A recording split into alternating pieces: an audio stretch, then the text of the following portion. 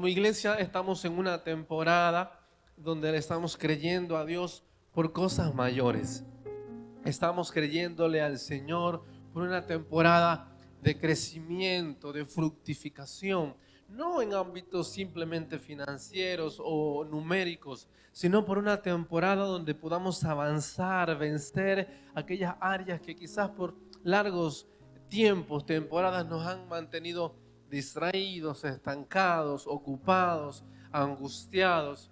El lema, como intentamos repetirlo cada vez, cada semana, nuestro lema durante todo este año es superar límites. Superar límites no es una cuestión simplemente única, unitaria, de un día, de una semana, sino es un hábito constante donde cada temporada en la cual vamos enfrentando, vamos a superar nuevos límites, nuevos adversarios.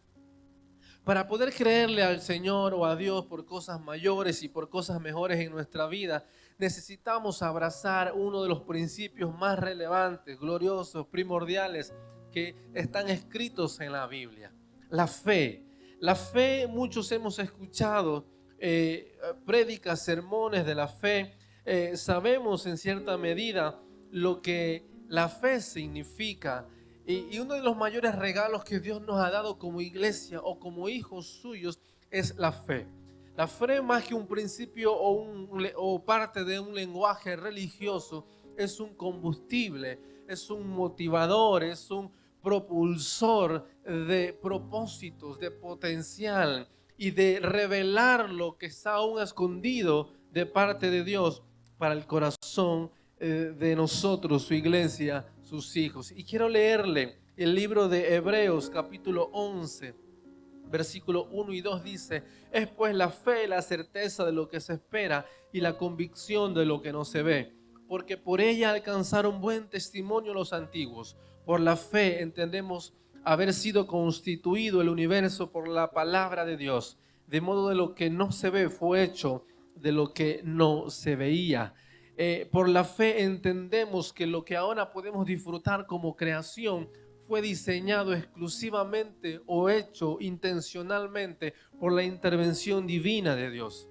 Hoy estudiábamos en la primera clase de la Academia de Líderes, los campeones que a las 8:30 de la mañana ya estuvieron allí puntuales para el inicio de la clase. Estudiábamos que la Biblia es inspirada por Dios. La inspiración no es una cuestión emocional, sino una cuestión celestial, una revelación del cielo, que no se consigue por tareas humanas, por financiamiento humano, sino por un regalo divino en el corazón de más de 40 hombres que fueron instruidos directamente por Dios, culturas diferentes, temporadas diferentes, estatus diferentes, para traer la palabra revelada que hoy tenemos aquí como Biblia o como palabra de Dios. Asimismo, vemos la intervención en la creación de Dios. Estudiábamos hace un par de semanas que aún en la creación nos muestra la intervención divina de Dios. Si nuestra tierra se desvía de su órbita natural, aunque sea unos centímetros, milímetros, no sé qué medidas sean esas, no me pregunte, pero si se desvía un poco de su órbita natural, eso desencadena una serie de secuencias o de catástrofes naturales que no vamos a poder controlar. Aún los tornados son parte de la propia purificación de la creación. Aunque nosotros vemos desastres y momentos naturales, los vientos, las mareas, todo tiene un sentido exclusivo que favorece a la creación. La creación nos habla de Dios. Y la fe, según de Corintios 5:7 dice: porque por fe andamos, no por vista. Entendemos que la fe no es una cuestión emocional ni religiosa, sino es una cuestión de identidad. Porque usted y yo entendemos que para transitar, para caminar, necesitamos vehículos. Si solo tenemos el vehículo, la línea 2, o sea, la izquierda y la derecha, entendemos que este es nuestro vehículo, la línea 2. Algunos tienen coche, algunos tienen autobús, también es válido. Algunos tienen tren. Entonces entendemos que para llegar a un lugar, yo tengo que evaluar de qué forma llego a ese lugar. ¿Qué vehículo voy a utilizar para llegar a ese lugar? ¿Qué transporte voy a utilizar? ¿Qué motivador voy a abrazar para llegar a ese lugar?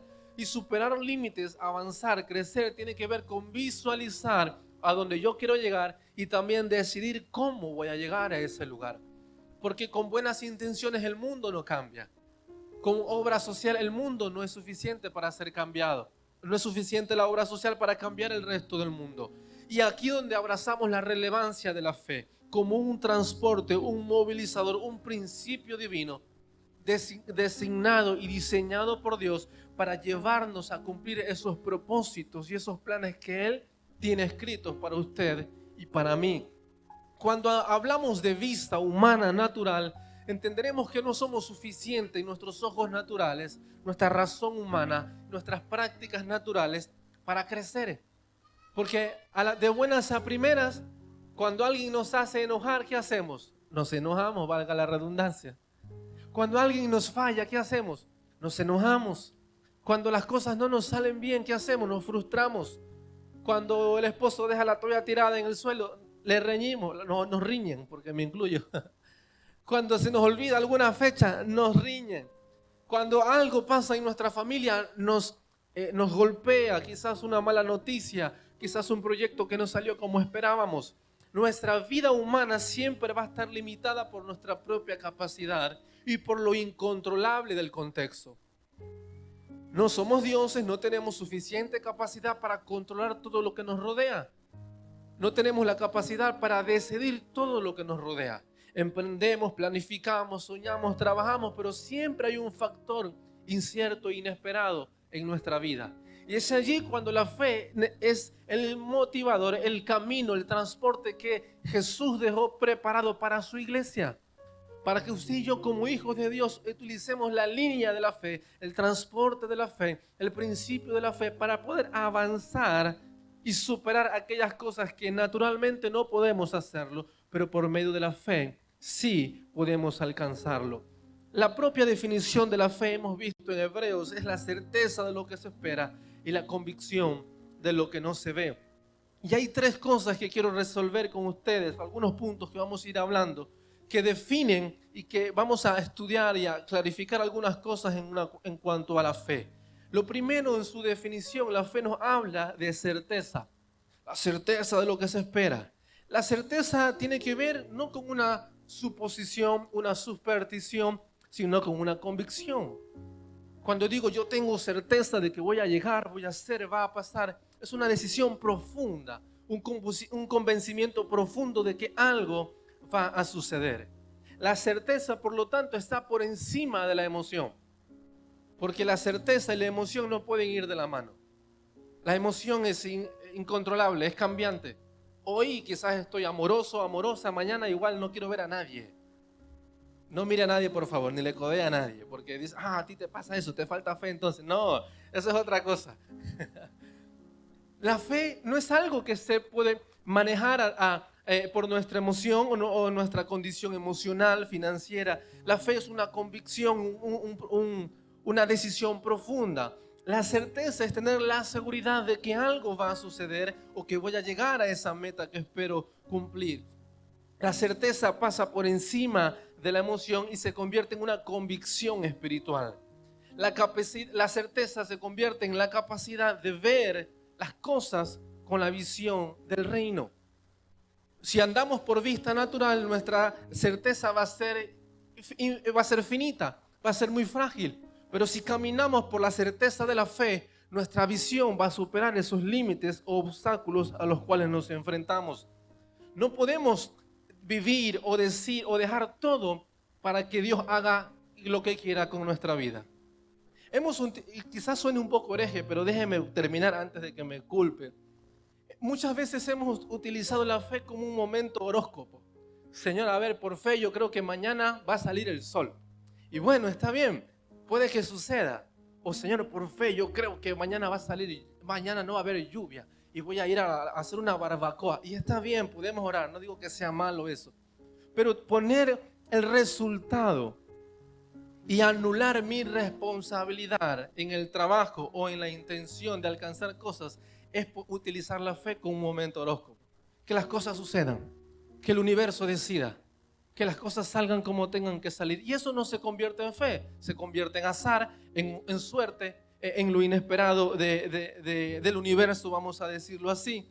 Dejar que todas las cosas sucedan según los designios de Dios no está mal dicho, pero cuando anulamos nuestra parte responsable, estamos cambiando la fe como un combustible que nos ayude a cambiar y lo convertimos en un asiento cómodo para evitar nuestra responsabilidad.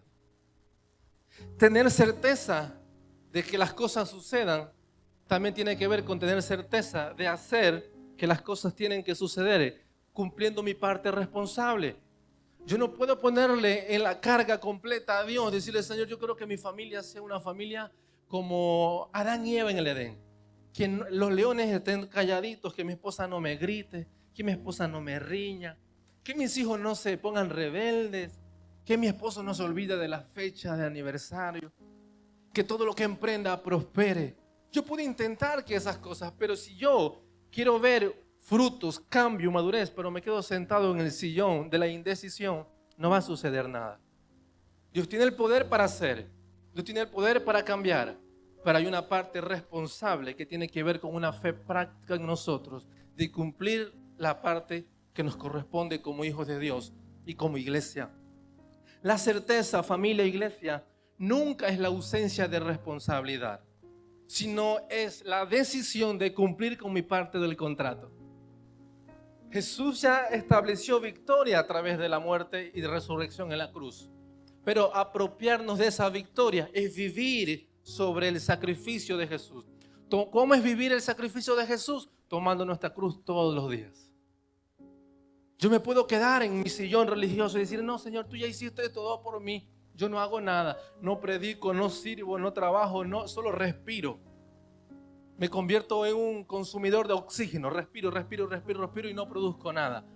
Jesús ya me dio la victoria, pero mi responsabilidad para activar la fe en mi vida es tomar la propia cruz que me corresponde y caminar hacia la victoria que Cristo ya me ha dado, que Cristo ya obtuvo en la cruz del Calvario.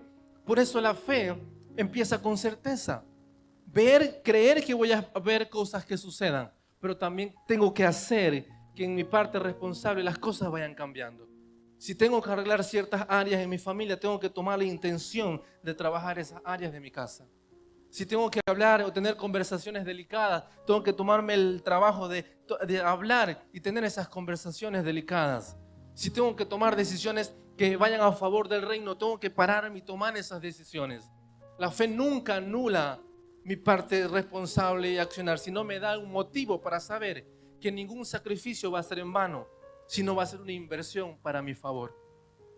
La certeza de que las cosas sucedan y que yo tengo que hacer ciertas partes o cierto trabajo me va a dar el descanso de que nada de lo que yo piense que estoy perdiendo va a ser en vano.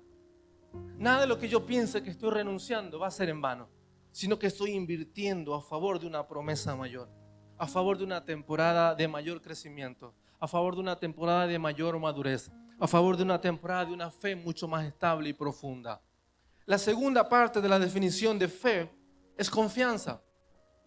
Certeza de lo que se espera, la convicción de lo que no se ve. Para estar convencidos de algo que no veo, yo necesito confiar en aquel que me está diciendo aquella promesa. Abraham, cuando Dios le llama, le dice: vete de tu tierra y tu parentela. Él no veía una promesa física. Dios le inspiró para que mire a los cielos, mire la arena del mar, y así de incontable iba a ser su bendición. Pero no tuvo una señal clara, no tuvo una ruta clara, pero creyó en la voz que le estaba hablando a su corazón, y eso fue suficiente para él.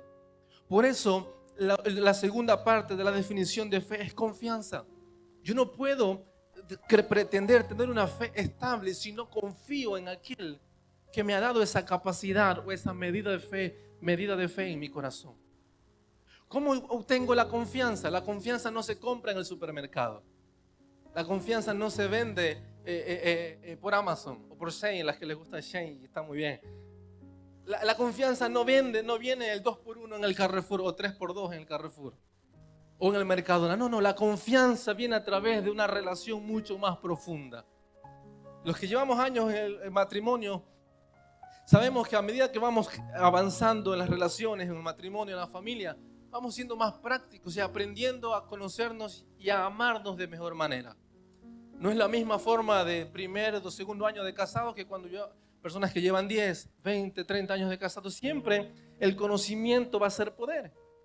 El conocimiento nos enseña a amar mejor, a relacionarnos de forma correcta, a incluso a quitar un montón de cosas innecesarias y ser más certeros. Para poder generar confianza, vivir bajo la confianza, necesitamos confiar no en la promesa propiamente dicha, sino en el Dios de las promesas. No puede haber confianza solo puesta en el milagro, porque los milagros no siempre suceden según yo espero que sucedan. Porque podemos decir, Señor, yo voy a hacer un pacto contigo, voy a dar la mitad de mi sueldo, pero yo quiero que mañana la rubia me haga caso. O quiero que si esa es la chica adecuada, que mañana venga con un calcetín de diferente color, uno rojo y uno amarillo, y esa va a ser la indicada. O el que se siente al lado mío y es alguno más arriesgado o más arriesgado, el que se sienta cerca mío, ese va a ser el indicado. Súper arriesgado. Y ponemos el milagro, la respuesta o nuestra convicción con Dios en cosas muy volátiles, cambiantes. La confianza, no hay otro camino para establecer confianza y una fe profunda si no es por medio de la relación y de la intimidad constante. Hebreos 6:12 dice, a fin de que no os hagáis perezosos, sino imitadores de aquellos que por la fe y la paciencia heredan las promesas. No hay mayor forma que aprender a confiar si no es por medio del taller de la espera. ¿Cuántos no hemos estado en esa sala de urgencias esperando que atiendan a un hijo, a un familiar, y que parece que los médicos ni nos hacen caso? Y ya nos vamos a enfadar con el doctor, con la enfermera, porque pensamos que nuestro hijo o hija ya está a punto de partir a la eternidad y tiene una fiebre, quizás tiene un catarro, no sé. Y yo empiezo a buscar razones. Y los médicos parece que no se preocupan. Es más, ¿cuánto nos hemos pasado que vamos al médico casi arrastrándonos y nos dan ibuprofeno? Paracetamol. Y nosotros ya no puedo más. Veo la luz, Señor, no, todavía no. Ibuprofeno. Porque muchas veces desde nuestra perspectiva natural y humana siempre vamos a ser más catastróficos. Siempre nuestra mente va a volar hacia lo malo, hacia lo incierto, hacia lo inesperado. Por eso, para poder esperar las promesas necesitamos confianza. Confianza que nos ayude a transitar, a caminar por encima de aquello que no podemos ver y que ni siquiera podemos entender. ¿Quién le dice a Abraham, Abraham, un hombre de super fe? Él le entendió a Dios, que dijo, sí, deja tu tierra y tu parentela, y él fue contento, alegre. Sí, Abraham fue dando botes de alegría, danzando, girando, remolineando, porque Dios le dijo que se vaya de su casa. No veo un Abraham cantando los carros del faraón, porque Dios le estaba diciendo que deja a toda su familia. Veo un Abraham confiado, con incertidumbre, quizás con un poco de temor, porque no sabe dónde va a ir, pero confiado que Dios iba a tener el control y que la promesa que Él estaba poniendo sobre su vida la iba a hacer de cualquier forma. Por eso la definición de fe, la segunda parte, es confianza. Hebreos nos dice, no podemos ser perezosos, sino imitadores de aquellos que aprendieron a esperar con paciencia. Las malas costumbres siempre son contagiosas, pero pégate a esas personas que permanecen años en el Evangelio. Pégate a esas personas que están sirviendo de forma constante en la iglesia. Pégate a esas personas que aprenden a perdonar a tiempo. Pégate a esas personas que dicen, bueno, no me invitaron a la fiesta, no importa. Seguimos siendo buenos amigos. Apártate de aquellos que dicen, me dieron en visto. Les bloqueas de todas las redes sociales. Y ya te saliste de todo. ¿Por qué? Porque somos fácil de ofender, somos frágiles en nuestra emoción. Santiago 1:3-5 dice, sabiendo que la prueba de vuestra fe produce paciencia, mas tenga la paciencia su obra completa para que seáis perfectos y cabales, sin que os falte cosa alguna. Para poder alcanzar una mayor perfección y ser más completos, no va a haber otro camino sino por medio de la prueba de nuestra fe. Las pruebas, la adversidad forman nuestro carácter, analizan el nivel y la profundidad de nuestra fe, mueven nuestras convicciones. No podemos pretender vivir un evangelio emocional y puesto simplemente en los milagros. Porque imagínense la luna ayer por la tarde estábamos celebrando una boda y una de las cosas que siempre prometemos en los votos matrimoniales, promete serle fiel en la enfermedad, en la salud, en la prosperidad, en la adversidad. Y algunos no quieren llegar a los bienes. Dice, te hago partícipe de mis bienes. Otros dicen, no, esa letra no, lo anulamos ahí. Lo dejamos. El compromiso del matrimonio siempre va a ser pasar por encima de cada circunstancia hasta que lleguen nuestros días finales. Nuestro compromiso con Dios no puede ser menos que eso. Para poder permanecer frente a toda la adversidad que nos enfrentamos, frente a todo lo incierto que nos enfrentamos, necesitamos conocer al Dios de la promesa. No hay otro camino. Porque solo por medio de la adversidad y de la prueba de nuestra fe vamos a alcanzar promesas. Y nos equivocamos tanto cuando queremos primero la promesa por encima del proceso. Quiero que mi matrimonio sea un matrimonio con unción, que sirva, que predique las naciones. Pero estamos pastoreando nuestra casa y nuestra familia, encaminándola hacia los negocios del Señor. Quiero que mi hijo vaya y predique, toque en el altar y no sé, sirva a Dios. Pero ¿qué tan negociable tenemos la asistencia, el servicio a Dios, nuestros compromisos con Dios?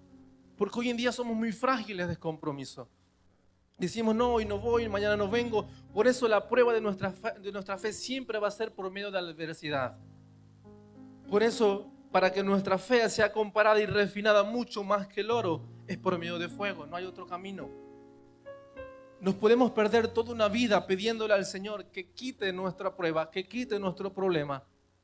Algunos dicen, la Biblia dice que dejemos al viejo hombre. Algunos dicen, quiero dejar ya a mi esposo que está un poco viejito. No, eso no es, dice la Biblia. Viejo hombre tiene que ver con esas viejas posturas, viejos pensamientos, viejas acciones, viejas formas de pensar que nos nublan y nos estancan para ver lo nuevo, la revelación nueva que Dios tiene para nosotros. La confianza siempre va a ser un resultado después de la prueba. Aquellos que viajan en avión o suelen viajar en avión, tenemos que saber, los que son más temerosos, quizás seguramente las primeras horas de vuelo, las primeras experiencias en avión eran muy traumantes, porque subirse allí en un lugar donde el que cae no lo cuenta, estar en las manos de alguien que no lo ves, porque no vemos al piloto, y vemos una maquinaria gigante que está volando por las alturas y miramos hacia abajo, está muy alto esto. La confianza siempre va a ser un resultado de la prueba y de la adversidad. Los mejores o los matrimonios más saludables no son los que nunca experimentaron problemas, sino los que aprendieron a resolver los problemas a tiempo. Las mejores relaciones no son las que nunca fracasaron, sino las que aprendieron del fracaso y reconstruyeron de una forma más sabia y más madura. Los que servimos a Dios o los que están sirviendo a Dios por muchos años o tienen plataformas de influencia no son porque son perfectos, sino que aprendieron a utilizar y a exponer su imperfección y para que el Señor las transforme en un milagro andante, en gracia abundante. La confianza nunca tiene que ser un pacto de palabras, porque las palabras se las lleva el viento. Las palabras son muy frágiles de cambiar. Cuando ya no nos conviene, cuando nos vemos confrontados, cambiamos las condiciones del negocio. La confianza siempre va a ser una medida de convicción profunda en nuestros corazones. Entregar el control de nuestra vida a alguien que sabemos que tiene el poder para hacer, pero no sabemos cuándo lo va a hacer, tiene que ver con confianza. Yo sé que tú vas a salvar a mi familia, Señor, pero hoy yo voy a servirte con todo mi corazón, con todas mis fuerzas. ¿Cuándo lo vas a hacer? No lo sé, pero sé que lo vas a hacer. Confianza. Yo sé que quizás te llevo años sirviendo en la iglesia y mi casa parece que estamos ahí como parados en un hilo, pero yo voy a mantenerme firme porque sé que solo tú puedes resolver aquello que humanamente yo no puedo resolver. A la medida que vamos profundizando nuestro corazón con el Señor, nuestra confianza va siendo más profunda y nuestra fe va siendo más inspiradora. La fe de palabras es muy práctica, pero es muy fácil de que se olvide. La fe que imita es una fe viva, tangible, donde a través de nuestras vidas se vea la intervención de Cristo, la gracia del Señor, el cambio transformador que produce la palabra de Dios en nuestras vidas. La tercera definición de fe tiene que ver con acción. La acción siempre va a manifestar el nivel de nuestra fe. quizás podemos mistificar, no, porque la salvación no es por obras, realmente la salvación no es por obras, pero la fe sí está condicionada por las obras. Jesús le decía, si cree, o uno de los mandatos era el Señor cuando Jesús caminaba entre nosotros, le decía, sígueme, deja todo lo que tienes, sígueme, escucha mi voz y sígueme. Ese era un mandato de acción, una invitación a caminar junto a Él. La verdadera fe siempre va a estar manifestada y condicionada por nuestras acciones. La fe no puede ser, la fe y la pasividad o la inactividad no son compatibles. La fe sin obras es muerta, por la fe activa es una fe viva. La fe sin cambio es religión. La fe sin compromiso simplemente es emoción. La fe que transforma es a través de la permanencia y de la constancia activa hacia el cambio. La verdadera fe es una fe que va transformando nuestra realidad adversa en realidades diferentes. Una fe transformadora es la fe la que promovió Jesús cuando vino aquí a la tierra. Ustedes se acuerdan, yo sé que ustedes leen la Biblia, pero cuando Jesús vino a la tierra, Él caminaba en las aldeas, en el desierto, Él utilizaba barcas para predicar, un montón de circunstancias y de contextos, pero en cada una de ellas Él promovía el reino de los cielos. Él no se detenía por si la gente le seguía, por si le aplaudían, le criticaban. No. Él promovía el evangelio, el plan redentor que él había venido a cumplir. ¿Cuál fue la mayor fe, la mayor muestra de relevancia de Cristo? No fue a través de los milagros. No fue porque Él sanó muchos enfermos, resucitó muchos muertos, porque se peleó contra los imperios opresores. No. La mayor muestra de obediencia e inspiradora de Cristo fue su permanencia en la cruz. Aún cuando parecía que el Padre lo había abandonado, Él dijo, en tus manos encomiendo mi espíritu. Permaneció fiel y de forma activa para cumplir su propósito. Nuestra fe emocional siempre va a ser un engaño religioso. Nuestra fe que nos lleva a permanecer van a ser las raíces profundas que nos van a mantener firmes en los planes del Señor y en su propósito para nuestras vidas. Así como la fe produce ciertas definiciones inspiradoras para nosotros, hay resultados que dan beneficio de nuestra fe. Cuando abrazamos una fe activa, de confianza, y una fe intencional, con certeza, con claridad, van a haber algunos resultados que produce ese tipo de fe. Lo primero que la fe produce cuando tenemos certeza de que Dios está con nosotros es que nos ayuda a perseverar, a permanecer, ser fieles hasta el final. La definición de confianza, familia, iglesia, en esta mañana siempre va a ser el resultado de una relación cercana. Los matrimonios que permanecen hasta años y años no son los que ocultaron sus secretos, sino los que aprendieron a ser vulnerables en el tiempo correcto y juntos se restauraron, se sanaron, se perdonaron. Para poder ser perseverantes y permanentes en lo que Dios nos está llamando, necesitamos desarrollar. Santiago 1:12 dice, bienaventurado el hombre que persevera bajo la prueba, porque una vez que ha sido probado recibirá la corona de vida que el Señor ha prometido a los que le aman. La recompensa no está en si hago mucho o poco por el Señor. La recompensa no está en si voy rápido primero que los demás. La recompensa no está en si yo soy menos pecador que el otro. La recompensa no está en si mi familia es más o menos imperfecta que la familia vecina. La recompensa está en los que aprendieron a permanecer aún en medio de la prueba y de la adversidad. ¿Cuántas veces no nos hemos sentido tentados de abandonar nuestra fe? Y no quiero que me digan sí ni amén. Pero ¿cuántas veces nos hemos sido tentados de decir, no, esto no vale la pena? No, mi esposo no cambia, mi esposa no cambia, mis hijos no se afirman. Oh, mi familia está un desastre. No, la iglesia esto no funciona. El líder, no, me cae un poco gordito el líder. El que se sentó a mi lado, no me gusta su peinado. No sé cuántas veces nos hemos sentido tentados a abandonar el sitio que creemos o que estimamos importante en cuanto a los negocios del reino. No me comprenden, no me entienden. son falsos, son traidores. ¿Cuántas veces nos hemos sentido tentados en tomar ese camino? Los que alcanzan las promesas no son los que nunca atravesaron el valle de la incertidumbre, sino los que aprendimos a permanecer en medio de la dificultad, de la duda o de la adversidad. La permanencia siempre va a ser un resultado de la fe. Aquellos que al mínimo problema, al mínimo desajuste o al mínimo sentido de incomprensión abandonamos, es porque nunca hemos abrazado una fe verdadera, sino una fe frágil, débil, emocional incluso. Pero cuando somos confrontados con circunstancias que golpean nuestra vida, es ahí donde el Señor de forma intencional quiere establecer una fe fuerte en nuestro corazón, madura, que nos ayude a permanecer hasta el final. El segundo resultado que produce la fe, si la confianza era una definición de fe, a través de la confianza aprendemos a crecer. Todos queremos madurar, todos queremos alcanzar nuevas metas, alcanzar nuevos propósitos.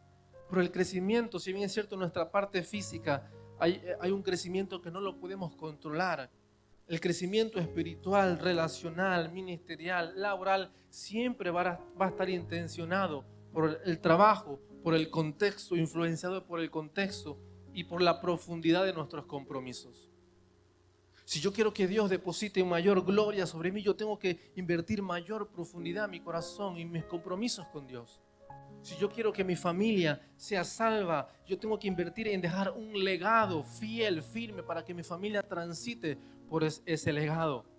El crecimiento siempre es un resultado de una fe firme, estable y comprometida. El crecimiento nunca es un chasquido de dedos.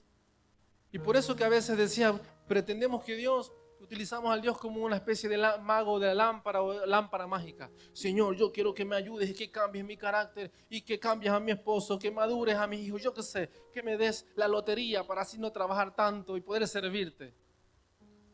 Pretendemos que el crecimiento es una cuestión milagrosa, momentánea, esporádica. No. El crecimiento es un proceso intencional, caminando a través del propósito de Dios en nuestras vidas. El crecimiento y la madurez siempre va a ser parte del resultado y de la intervención de Dios en nuestros corazones a través de las dificultades. Decíamos, a la mañana contaba este ejemplo, que muchos nos preguntan, hey, ¿cómo hacen ustedes como pastores? Siempre que nos reunimos con otras iglesias o vienen invitados, dicen, wow, la iglesia está grande, está bonita. ¿Y cómo hacen? Hay mucha gente. ¿Y cómo hacen ustedes? Porque claro, la gente que entiende de ministerio y ya lleva años en el ministerio dice, bueno, la gente a veces no es fácil, la gente a veces es complicada. Yo digo, no, aquí no pasa, en Santander eso no. Aquí son todos buena onda, son buena gente, son serviciales. Y no es mentira, es verdad. Aquí todos somos casi ángeles, le digo yo. No, le digo, la iglesia es una iglesia servicial, es una iglesia que siempre está comprometida, vamos caminando hacia lo mismo. Y decía esto, nos dimos cuenta que la salud del ministerio, de los compromisos con Dios no dependen en gran medida de a dónde enfocamos nuestra motivación, de dónde recibimos motivación. Y mucha gente se sorprende, ustedes son muy jóvenes, 3 hijos, una familia, ¿cómo lo hacen? Le digo, está bien. Lo que pasa es que nosotros hemos entendido que este es el tiempo en el cual Dios nos está llamando, este es el proceso en el cual Dios nos está acompañando y hemos decidido no enfocarnos en las cosas externas, sino solo en lo que Dios quiere hacer con nosotros. Enfocarnos en las cosas eternas y no en las externas nos lleva a simplificar nuestra vida y a poner barreras de las influencias del contexto, las buenas y las malas. Si nosotros como familia nos ponemos, oh, sí, qué bien predicas, qué bien te queda el chaleco ese, y digo, oh, qué bien, me inflo como paloma, pecho de paloma y pongo, aunque está bien, me queda bien, no mentira. Y digo, oh, qué bien, y qué bien predicas y todo. Y yo empiezo a recibir todo ese elogio, empiezo a inflarme y decir, oh, qué bien, Dios me está usando. Si yo recibo todo ese elogio de una forma irracional, inmadura, voy a ser tentado a que cuando venga la crítica, también la reciba de la misma manera. ¿Por qué vemos tanta gente frustrada, golpeada hoy en día? Porque no hemos sabido manejar la crítica. Y esta es la respuesta, a esto donde yo quiero llegar. Los que hemos aprendido a tener un sentido de compromiso con Dios. Yo sé que usted también lo tiene. Hemos centralizado y guardado nuestro corazón en la voz y en el llamado del Señor sobre nuestras vidas. Y utilizamos la crítica y el elogio simplemente como una señal, como parámetros para seguir corrigiendo el rumbo. Nunca como un lugar donde quedarnos a contemplar más de la cuenta. Por eso si algo sale mal, está bien, lo arreglamos, lo hablamos, nos perdonamos, nos abrazamos, lloramos y caminamos para adelante. Pero no nos quedamos enemistados allí peleándonos, tirándonos de los pelos y no, tú te vas al infierno. No, nos perdonamos, nos hablamos y seguimos caminando. Si algo pudimos servir, genial, gracias que puedo servirte. Seguimos caminando. ¿Por qué? Porque nuestra fe es una fe profunda, no que está condicionada ni por lo bueno ni por lo malo del entorno, sino en el Dios que nos está llamando. Y eso produce crecimiento. El crecimiento no es que algunos tienen más dones, más unción, no, el crecimiento es la permanencia. Y a través de la permanencia el crecimiento va a producir resultados gloriosos en nuestra vida. Lo tercero que produce una fe fuerte, firme y estable es que el crecimiento va a dar como resultado un testimonio. La acción siempre es una parte práctica y una parte importante en la testificación del Evangelio. Pero para poder testificar tenemos que amar de quien vamos a testificar. Quiero leerte San Juan capítulo 14, la historia de Jesús con sus discípulos. Quiero leerte saltado varios textos. Dice esto así. El versículo 15 dice: si ustedes me aman, obedecerán mis mandamientos, y yo pediré al Padre y Él les dará otro consolador. El versículo 21, un poco más abajo, dice: ¿quién es el que me ama? El que hace suyos mis mandamientos y los obedece. Y al que me ama, mi Padre lo amará, y yo también lo amaré y me manifestaré a Él.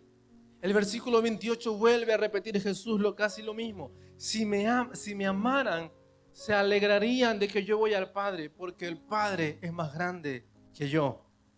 El versículo 31, pero el mundo tiene que saber que amo al Padre, que hago exactamente lo que Él me ordena que haga.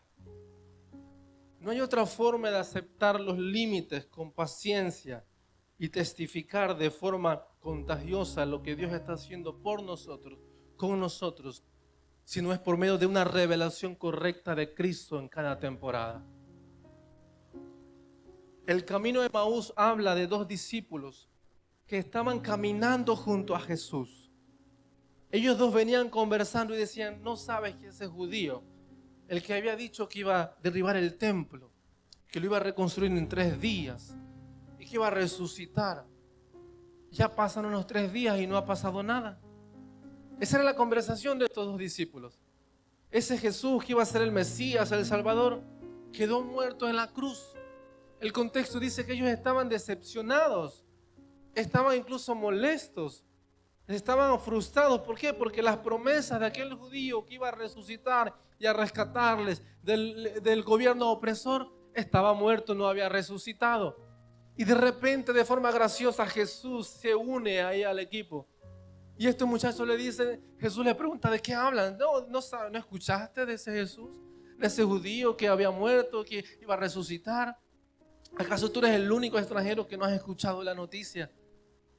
Hablaban de Jesús, estaban junto a Jesús, hablaban de las promesas que había dicho Jesús, pero no tenían la capacidad de verle a ese Jesús resucitado.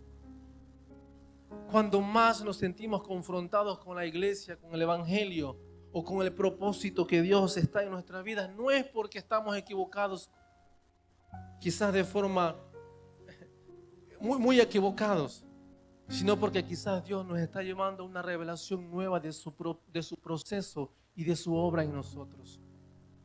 Podemos estar toda una vida haciendo, hablando de Jesús, pero al momento donde se prueba nuestra fe abandonamos. Es porque nunca hemos tenido una revelación correcta de Cristo, sino nos hemos convertido en seguidores emocionales de promesas. Los que manejan muchas redes sociales saben que los seguidores son muy cambiantes. Igual por un vídeo tienes un montón y por otro vídeo te dejan bloqueado y te bajan otro montón de seguidores. Pero solo una revelación correcta de Cristo en cada temporada de nuestros corazones nos va a ser el combustible para testificar de forma certera lo que Él está haciendo en nuestras vidas. Una fe profunda, práctica, tiene que ver, San Juan 11:25 dice, Jesús dijo, yo soy la resurrección y la vida. El que cree en mí, aunque esté muerto, vivirá. El castigo más profundo o más certero que usted y yo como humanidad podemos tener es la muerte, porque a la muerte ya no hay solución. Quizás algunos atravesamos tiempos de escasez económica, de enfermedad, de relaciones rotas, y siempre hay una cierta posibilidad de salir airosos de eso, o de volver a levantarnos de esa caída. Pero de la muerte no podemos volver físicamente. La muerte es nuestra última batalla. Y aquí donde Jesús establece el límite de su influencia y de su victoria para nosotros. Yo soy la resurrección y la vida. El que cree en mí, aunque esté muerto, vivirá. Y es aquí cuando se establece un concepto profundo de fe. Jesús no dijo, yo voy a librarte de la muerte. Él dijo, aunque estés muerto, confía que vas a vivir. Y muchos de nosotros en esta mañana hemos puesto nuestra confianza en cosas materiales o respuestas del cielo, no de mala intención, no quiero juzgarle. Pero ¿cuántos de nosotros no nos hemos equivocado en poner nuestra devoción y nuestro compromiso con Dios en un milagro, en una sanidad, en una respuesta, en una intervención divina? Y hemos puesto nuestro compromiso con Dios en cosas milagrosas. Convertimos la fe en un horóscopo espiritual.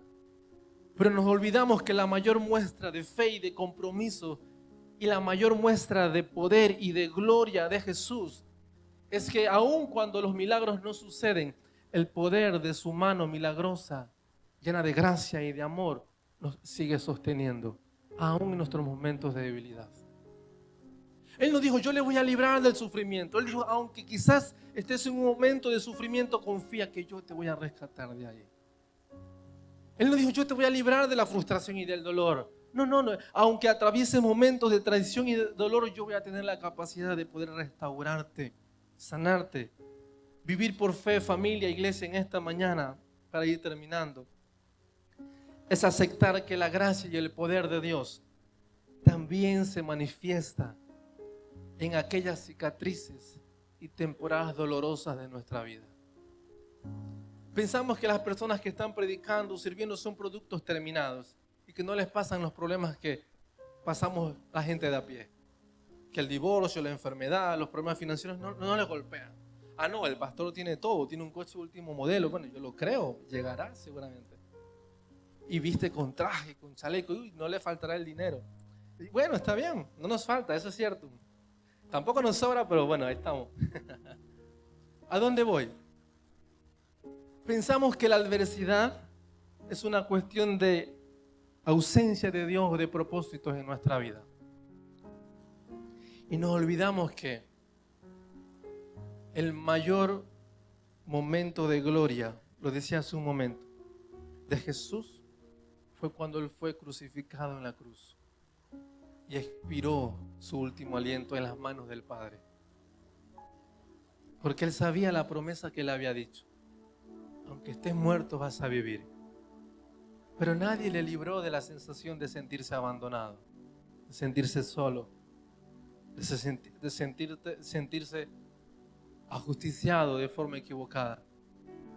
Él dijo, Padre, ¿por qué me has abandonado? Pero en tus manos encomiendo mi espíritu. El milagro más grandioso que tenemos, iglesia, familia, en esta mañana, no es que la sanidad, el dinero, Dios lo puede hacer, yo creo que sí. Pero el milagro más glorioso que sucede todos los días de nuestra vida es que usted y yo estamos cuidados, sostenidos, guardados, protegidos por su mano de gracia, de misericordia. Que aunque quizás atravesemos temporadas de dolor, de dificultad, Él nos va a rescatar a tiempo. Que quizás nos sentimos por temporadas de dolor y de soledad, Él siempre va a ser nuestra compañía y en Él siempre vamos a estar completos. Vivir por fe, caminar por fe tiene que ver con un desafío constante. No amoldarnos al mundo y a las formas de este mundo, sino a ser imitadores de la fe de Cristo. Con los jóvenes solemos decir, cuando nos toca predicar, digo, hay una estrategia que usan los jóvenes, que cuando no quieren que veamos algo, bloquean las historias. Y está bien, no digo. Algunos adultos también lo hacen, no se crean. Y pensamos que por ocultar ciertas cosas de forma pública, podremos ocultar las carencias de nuestro corazón, de los ojos de Dios. Y realmente la aprobación no tiene que ver con un ojo humano del pastor, del líder o de papá o mamá, no, nada que ver. El desafío es no te amoldes a lo que el mundo hace, sino que imita la fe de aquellos que por la fe y la perseverancia, la paciencia, alcanzaron las promesas. La fe nunca fue diseñada, familia e iglesia, en esta mañana como un amuleto de la suerte o una especie de lámpara milagrosa. La fe siempre, de forma intencional, fue diseñada para ser refinada, probada, intencionalmente plasmada en nuestros corazones a través de la adversidad. Aquellos que abrazamos a Jesús como nuestro modelo al cual seguir, al cual imitar, es que aprendemos a poner los resultados milagrosos, las respuestas a nuestras oraciones, por encima de cualquier decisión, nuestra confianza como un ancla en el corazón de Jesús. Aquellos que de alguna u otra manera hemos aprendido o estamos aprendiendo a vivir una fe profunda, es que hemos avanzado un peldaño no de perfección, sino de simplificar nuestra vida. Dícele: Señor, está bien, tú te vas a encargar del resto, pero yo me anclo a tu corazón, yo me anclo a tu voz, me anclo al llamado que tienes conmigo, me anclo a la confianza de que tú tienes el control de nuestras vidas, y lo convertimos en un Jesús suficiente y contagioso para los demás. ¿Cómo vamos a contagiar a ese Jesús si a veces no es suficiente para nosotros? Porque no lo hizo, no lo dijo, no vino a tiempo, porque no lo entendí. Y le reclamamos y le peleamos: Señor, ¿por qué a mí? Y uno y otro y otro. Y lo que nos olvidamos es que fruto de su gracia, de su amor y su intención de propósito con nosotros, de alguna u otra manera nos va a empujar para día tras día, temporada tras temporada, ir sacando esas capas sobre las cuales hemos ocultado nuestra fragilidad, orgullo, temores, dudas, así como una cebolla. Esas capas que van a ir cayendo para llegar a lo más profundo de nuestro corazón y que se convierta en una fe contagiosa y un Jesús suficiente con lo que tenemos. Estos dos muchachos estaban frustrados porque ese Jesús de las promesas no había cumplido lo que había dicho, y se estaban perdiendo al Jesús resucitado junto a ellos. Cuando más alejado, confrontado te sientas con la iglesia, con tu llamado, con tus compromisos de fe, recuerda esto: hay una nueva revelación de Dios que se está preparando para tu vida. No te rindas, no huyas, no tires la toalla, permanece.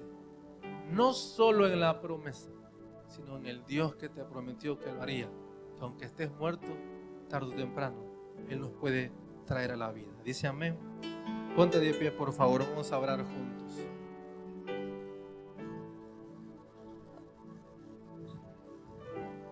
No hay otra manera de poder comprobar nuestra fe si no es nuestra forma como enfrentamos los compromisos. Y no es una cuestión de juicio, atentos, pero sí es un desafío. ¿En qué áreas tenemos que comprometernos más con Dios? ¿Qué áreas tenemos que afirmar con Dios? Nuestras finanzas, nuestra salud, nuestros dones, talentos, tiempo. ¿Qué estamos abrazando de forma egoísta? Que no estamos entregándolo de forma sacrificial para que Dios lo convierta en un fruto abundante. Nuestros compromisos firmes y constantes van a ser nuestra mejor forma de testificar, no al Dios de las promesas solamente, al Dios que es suficiente para nosotros en cada temporada.